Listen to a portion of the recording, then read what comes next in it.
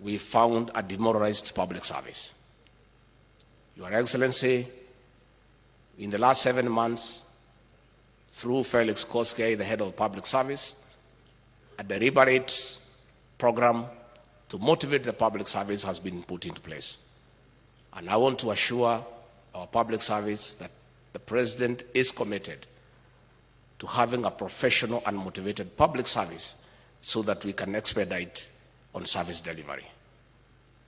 Your Excellency,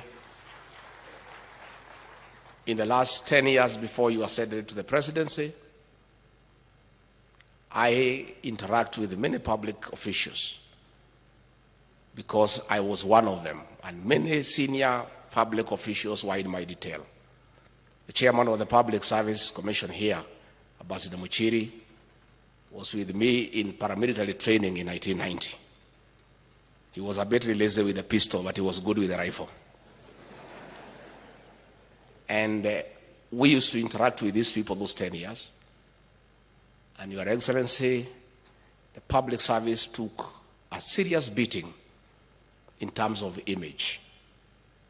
The previous administration let loose officers from the DCI to harass public servants by arresting them and extorting money from them. And it reached a point where it was becoming like a crime to be a public servant.